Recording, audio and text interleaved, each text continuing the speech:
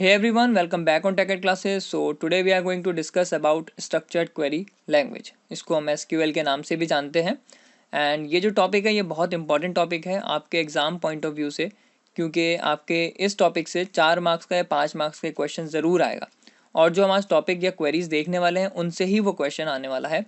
सो आप इस वीडियो को एंड तक ज़रूर देखें एंड नीचे दिए गई टाइमिंग के अकॉर्डिंग आप अपनी डायरेक्ट क्वेरी पे भी पहुंच सकते हैं। सो जल्दी से शुरू करते हैं इस वीडियो को। तो हमारा जो फर्स्ट पार्ट है वो है हमारा एसक्यूएल कमांड्स। अब एसक्यूएल कमांड्स हमारी 3 टाइप्स की होती हैं। पहली होती है हमारी DDL means data definition language, second होती है DML जो होती है हमारी data manipulation language and third होती है हमारी DQL जो कि हमारी होती है डेटा क्वेरी लैंग्वेज। इसके अलावा भी आपके पास काफ़ी सारी लैंग्वेजेस होती हैं, लेकिन आपके जो करिकुलम के अंदर है वो सिर्फ इतनी ही है, तो इसलिए मैं आपको इतना ही पोर्शन बता रहा हूँ। एंड DDL का मतलब होता है जिसके थ्रू हम अपने टेबल का स्ट्रक्चर डिज़ाइन करते हैं या फिर बनाते हैं। जैसे कि आपने देखा है कि हम अपनी टेबल को क्रिएट करते हैं तो उसके अंदर फील्ड्स के नेम देते हैं, तो वो सारी चीज़ें हम किसके थ्रू करेंगे? DDL के थ्रू। नेक्स्ट हमारा आता है DML डेटा मैनिपुलेशन लैंग्वेज।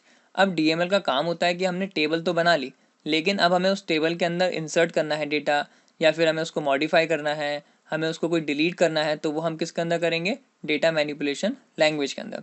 जैसे कि इसका नाम है, हमें नाम से भी समझ में आ रहा है कि हम मैनिपुलेट करेंगे मीन्स कुछ कस्टमाइज या फिर हम कुछ चेंजेस करेंगे। थर्ड है हमारा DQL means data query language. अब जो हमने टेबल बना ली है, हमने डेटा इंसर्ट भी कर लिया है, हमने सारी चीज़ें कर ली हैं उसके अंदर, अब हमें अपनी क्वेरीज को परफॉर्म करना है। मीन्स हमें अपने डेटा को कुछ सर्च करना है या कुछ कंडीशंस लगानी है, तो वो हम किसके थ्रू करेंगे? डेटा क्वेरी लैंग्वेज के थ्रू। नाउ हम सबसे पहले देखते हैं DDL के अंदर कौन कौन सी कमांड्स आती हैं। सो सबसे पहली है हमारी create, alter, drop, truncate and rename. ये जो मैं अभी कमांड्स आपको बता रहा हूँ, इनके अलावा भी काफ़ी सारी कमांड्स होती हैं अगर आप सीनियर क्लासेस में पढ़ेंगे तो, लेकिन अभी आपके करिकुलम में इतनी ही है तो मैं आपको सिर्फ लिमिटेड कमांड्स ही बता रहा हूँ। सेकेंड हमारी DML के अंदर आती है insert, update, delete and merge. So हमारा जो लास्ट बचा है DQL और उसके अंदर हमारी आती है ओनली सेलेक्ट कमांड।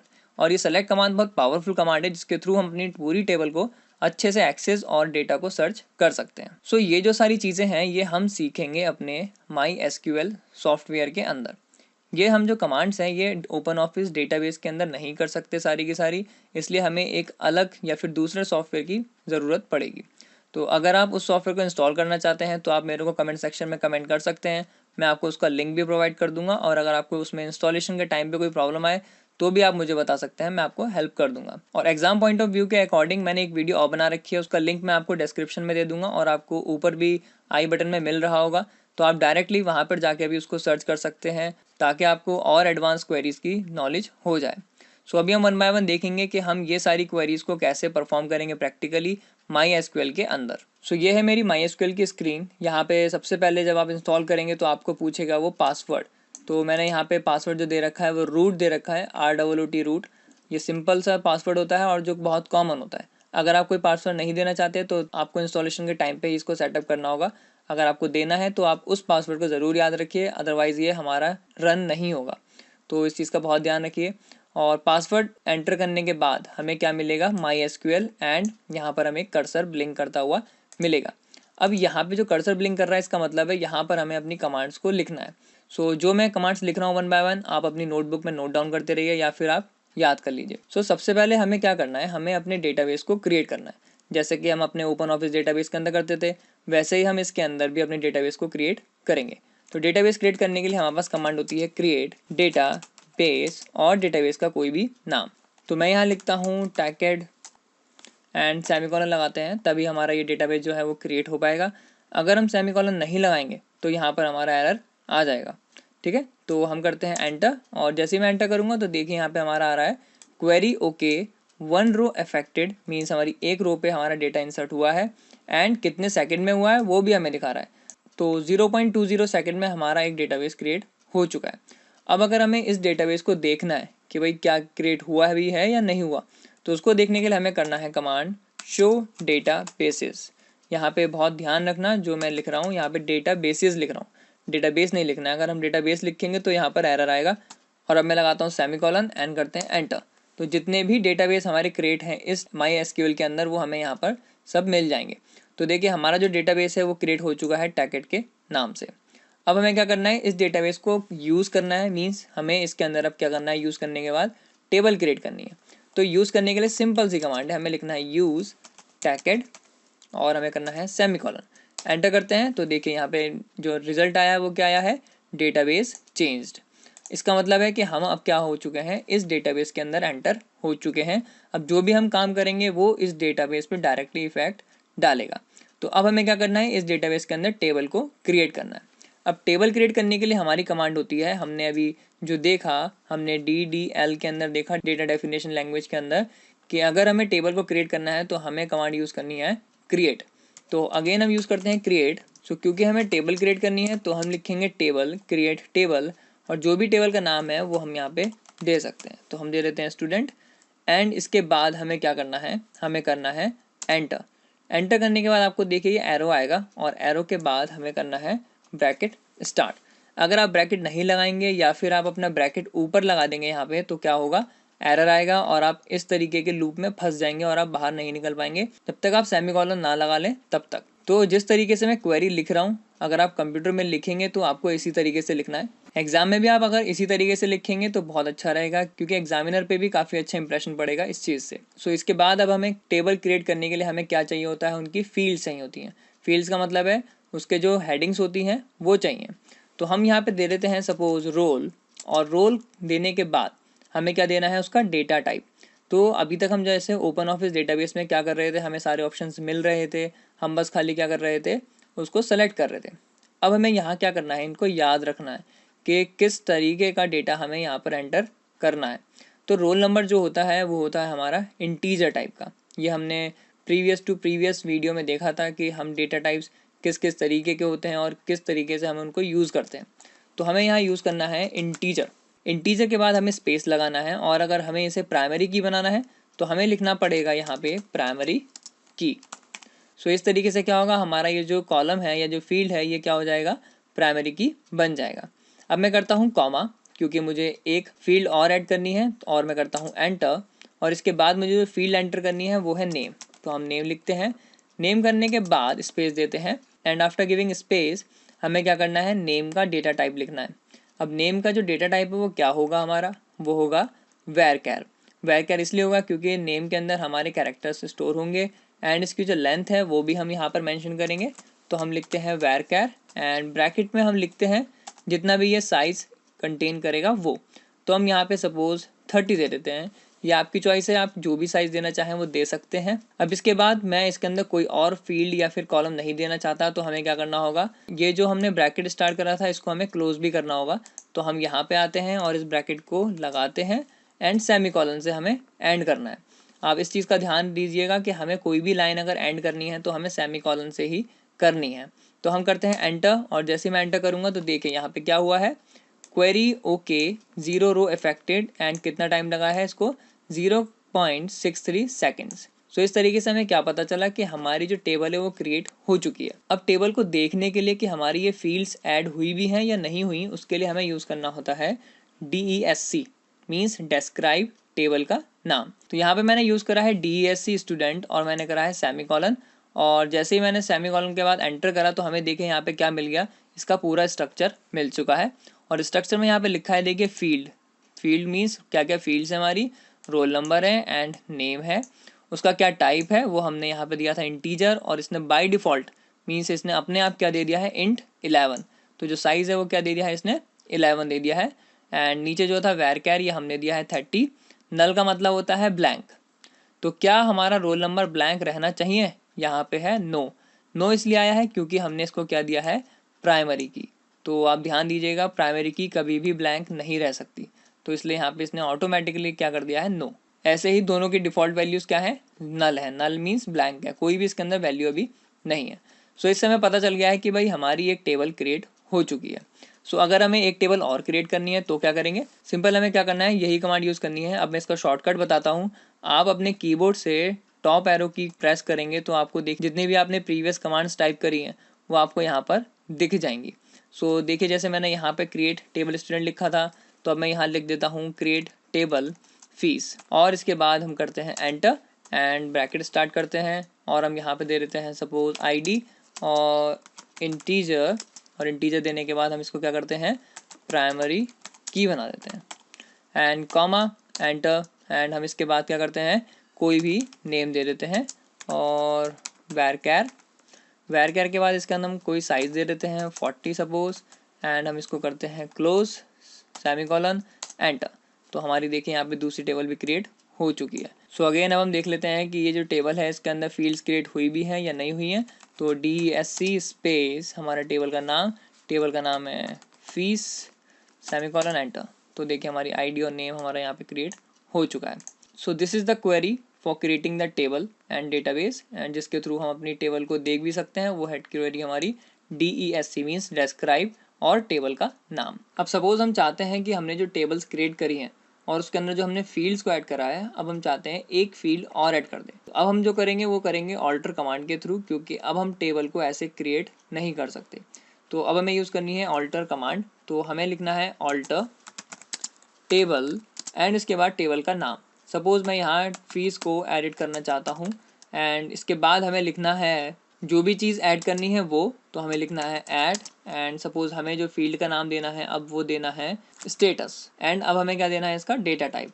तो स्टेटस हम रखना चाहते हैं वैर कैर एंड ब्रैकेट में हम लिख देते हैं इसको 10, एंड अब हम करते हैं सेमीकोलन और करते हैं एंटर।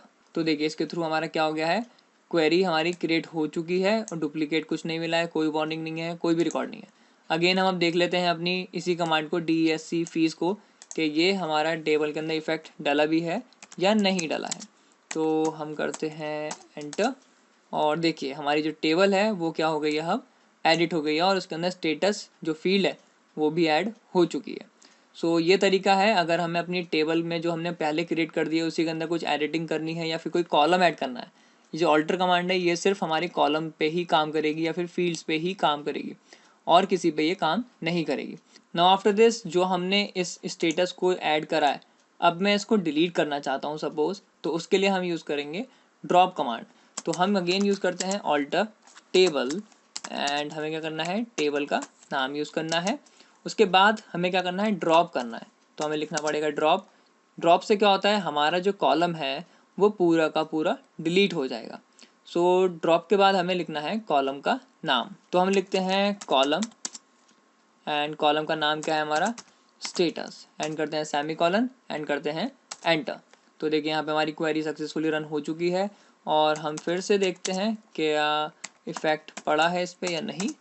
तो देखिए यहाँ पे हमारी आईडी और नेम आ गए हैं, और जो हमारा स्टेटस था वो क्या हो गया है, डिलीट हो गया है। सो ये है तरीका, अगर हमें अपने कॉलम को डिलीट करना है तो हम क्या करेंगे, ऑल्टर कमांड को यूज़ करेंगे विद ड्रॉप कमांड।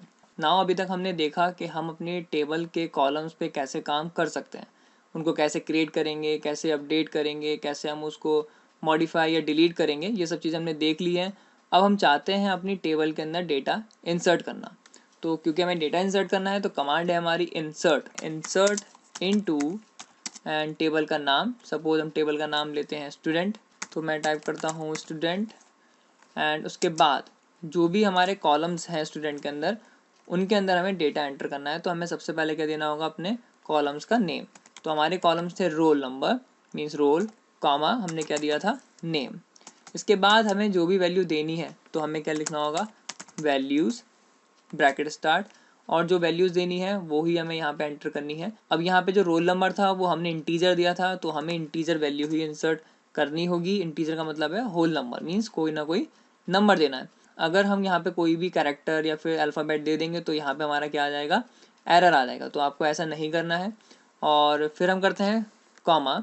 अब हमें क्या देना है, नेम देना है। तो नेम देने के लिए हमें क्या करना होगा, हमें डबल कोट्स लगाने हैं, आप सिंगल कोट भी यूज़ कर सकते हैं, और इसके अंदर हमें जो भी नाम लिखना है वो हम यहाँ पर टाइप कर सकते हैं। तो मैं लिख देता हूँ यहाँ शिखा, एंड हम यहाँ पे इसको ब्रैकेट को क्लोज करते हैं, एंड सेमीकोलन लगाते हैं, एंड हम करते हैं एंटर। तो देखिए हमारा क्वेरी सक्सेसफुली रन हो चुकी है, और हमारा ये जो डेटा है वन एंड शिखा वो हमारा डेटाबेस के अंदर या फिर टेबल के अंदर स्टोर हो चुका है। अब अगर हमें इस डेटा को देखना है कि भाई ये स्टोर हुआ है या नहीं हुआ, तो उसको देखने के लिए हमें क्या यूज़ करना है, सेलेक्ट कमांड, जो कि हमने पढ़ी थी DQL के अंदर, डेटा क्वेरी लैंग्वेज के अंदर। तो वो कैसे यूज़ होती है हमारी, और ये बहुत ज़्यादा यूज़ होने वाली कमांड है, क्योंकि ये आने वाले टाइम में जो आपके क्वेश्चंस आएंगे एग्जाम में वो इसी कमांड से आएंगे। तो हमें लिखना है सेलेक्ट। सेलेक्ट किसे करना है, हमें जितने भी इस टेबल के अंदर डेटा है हमें उस सबको देखना है। तो हम यूज़ करते हैं यहाँ पे स्टार। जब भी हमें सारा का सारा डेटा देखना होता है तो हम यूज़ करते हैं स्टार। इसके बाद आपको देना है टेबल का नाम, सेलेक्ट स्टार। यहाँ लिखना होता है फ्रॉम। फ्रॉम के बाद देना है आपको टेबल का नाम। टेबल का नाम क्या है हमारा, स्टूडेंट। एंड अब हमें करना है सेमीकोलन और अब हम करते हैं एंटर। तो देखिए जैसे मैंने एंटर करा यहाँ पे रोल नंबर के नीचे हमारा क्या आ गया है 1 एंड नेम के नीचे क्या आ गया है शिखा। सो इस तरीके से हमारा क्या हो गया है, अपना डेटा क्रिएट हो चुका है या डेटा इंसर्ट हो चुका है हमारी टेबल के अंदर। अगर ऐसे ही मुझे कोई और डेटा इंसर्ट करना है तो वो भी कर सकता हूँ मैं। तो अगेन मैंने यहाँ पे एरो की प्रेस करी है और यहाँ पे मैं कुछ और डेटा दे देता हूँ यहाँ पे। तो हम दे देते हैं यहाँ पे अरुण एंड मैं करता हूँ एंटर और हमारा डेटा क्रिएट हो चुका है, सेलेक्ट स्टार फ्रॉम स्टूडेंट। और देखिए अब हमारे क्या हो गया है 1 2 आ गया है एंड शिखा एंड अरुण आ गया है। सो ये तरीका है जिसके थ्रू आप अपने टेबल के अंदर डेटा को इंसर्ट कर सकते हैं। एंड उसके बाद अपने डेटा को कैसे देखेंगे, सेलेक्ट कमांड के थ्रू। और यहाँ पे हमने अगर सारा डेटा देखना है तो हम लगाएंगे स्टार। अगर हमें कुछ पर्टिकुलर डेटा देखना है तो हम उसके लिए कुछ कंडीशंस यूज़ कर सकते हैं। नाउ सपोज अब मेरे को अपनी टेबल का डेटा जो है वो डिलीट करना है और डिलीट भी क्या करना है, हमें कुछ पर्टिकुलर रिकॉर्ड को डिलीट करना है। तो हमने प्रीवियस वीडियो में देखा था कि अगर हमें किसी पर्टिकुलर रिकॉर्ड को डिलीट करना है तो हम क्या करते थे, जस्ट राइट क्लिक करते थे एंड डिलीट रोज पे क्लिक करते थे तो हमारा डेटा जो था वो डिलीट हो जाता था। लेकिन यहाँ पर ऐसा कुछ नहीं है, हमें यहाँ पर उसके लिए कमांड लिखना पड़ेगी। अब वो कमांड क्या है वो देखते हैं। सो हमें लिखना होगा डिलीट फ्रॉम, किस टेबल से डिलीट करना है वो हम देंगे। हमारे टेबल का नाम है स्टूडेंट्स और उसके बाद हम देंगे कंडीशन। कंडीशन का मतलब है हम चाहते हैं सपोज जो रोल नंबर 1 है वो डेटा हमारा डिलीट हो जाए, तो उसके लिए हमें कंडीशन देनी है। कंडीशन लिखने के लिए हम यूज़ करते हैं वेयर। वेयर अब हमारा जो 1 है वो क्या है, roll number. Roll is equal to क्या होना चाहिए, हमारा 1 होना चाहिए, वही डेटा हमारा डिलीट होना चाहिए। तो अब मैं करता हूँ सेमीकोलन और हम करते हैं एंटर। तो यहाँ पे हमारा आया है एरर। एरर इसलिए आया है क्योंकि यहाँ पे मैंने स्पेलिंग मिस्टेक कर दी है। जो हमारे टेबल का नाम था वो था स्टूडेंट और मैंने यहाँ लिख दिया है स्टूडेंट्स। तो इस चीज़ का आप थोड़ा सा ध्यान रखिएगा, अदरवाइज़ आपका भी ऐसा एरर आने के चांसेस हैं। और हम करते हैं एंटर अब अगेन। तो देखिए यहाँ से क्या हो गया है, हमारा डेटा सक्सेसफुली रन हो चुका है। और अगेन देखते हैं कि हमारा टेबल पे इफेक्ट पड़ा है या नहीं पड़ा। तो हम अगेन ये करते हैं। तो देखिए अब हमारा जो फर्स्ट रिकॉर्ड था वो क्या हो गया है, डिलीट हो चुका है। तो अगर आप किसी भी डेटा को या फिर रिकॉर्ड को डिलीट करना चाहते हैं अपनी टेबल से तो आप इस तरीके से करेंगे, delete from table means table का नाम, और जो भी आपको कंडीशन देनी है वो आप यहाँ पर दे सकते हैं। आफ्टर दिस हमारी लास्ट कमांड बची है, उसमें हमें देखना है कि अगर हमें अपने किसी रिकॉर्ड को अपडेट करना है तो वो हम कैसे करेंगे। जो भी हमें काम करना है उसी के नाम से कुछ एक कमांड बनी हुई है। तो यहाँ पे हमें अपडेट करना है तो यहाँ पर क्या है, अपडेट कमांड है। तो हम लिखते हैं अपडेट स्पेस हमारी टेबल का नाम, जिस टेबल में भी हमें अपडेट करना है हमने लिखा है स्टूडेंट, और हमें क्या अपडेट करना है वो देना पड़ेगा। अब हम चाहते हैं यहाँ पे जो रिकॉर्ड है हमारा 2 रोल नंबर है एंड नेम में क्या है अरुण। मैं चाहता हूँ यहाँ अरुण को चेंज करके हम यहाँ पे कोई और सा नाम कर दें। सो उसके लिए हमें क्या करना होगा, हम लिखते हैं सेट। सेट हमें कोई कंडीशन करनी है, सेट क्या करना है, हमें नेम करना है एंड नेम इक्वल हमें क्या करना है, जो भी हम देना चाहते हैं वो यहाँ लिखेंगे। डबल कोट्स में लिख देता हूँ मैं अपना नाम एंड इसके बाद हमें करना है क्या, कंडीशन लगानी है। अब कंडीशन क्या है हमारी, हमें ये किससे मैच करना है, रोल नंबर 2 से। वेयर रोल इक्वल 2 और हमें लगाना है सेमीकोलन और मैं करता हूँ एंटर। तो देखिए हमारी इफेक्ट पड़ चुका है क्वेरी पे। और अब हम देखते हैं क्या हमारा रिजल्ट अपडेट हुआ है या नहीं हुआ है। तो देखिए हमारी जो टेबल है वो रिजल्ट अपडेट हो चुका है। पहले सेकंड पे क्या था, अरुण था, और अब क्या है हमारा सेकंड पे वारिस। सो ये तरीका है जिसके थ्रू आप अपनी टेबल को अपडेट कर सकते हैं। सो यहाँ पर मैंने सारी कमांड्स लिख दी हैं जो आपके करिकुलम के अंदर हैं, और आप इन कमांड्स को अच्छे से समझिए और इनको सही तरीके से सीखिए, क्योंकि एग्ज़ाम में इन्हीं में से कोई ना कोई कमांड आने वाली है और इन कमांड से ही एक 4 मार्क्स का क्वेश्चन आने वाला है इन सारी कमांड्स को मिला के। सो अगर आपको और भी ज़्यादा क्वेश्चंस और एग्जांपल्स देखने हैं इस टॉपिक से रिलेटेड तो मैंने एक वीडियो और बना रखी है और आपको उसका डिस्क्रिप्शन ऊपर आई बटन में भी मिल जाएगा और आपको डिस्क्रिप्शन में भी उसका लिंक मिल जाएगा। तो आप उस वीडियो को ज़रूर देखिएगा क्योंकि मैंने उसमें और ज़्यादा डिटेल में सारी चीज़ें समझाई हुई हैं। So bye bye everyone, I hope आपको ये वीडियो पसंद आई हो और आपको सारी चीज़ें अच्छे से समझ में आ गई हो। और अगर आपको अभी भी कोई डाउट रहता हो तो आप मेरे को शेयर कर सकते हैं। So bye bye everyone, all the very best for your examinations and practicals. So see you in the next video.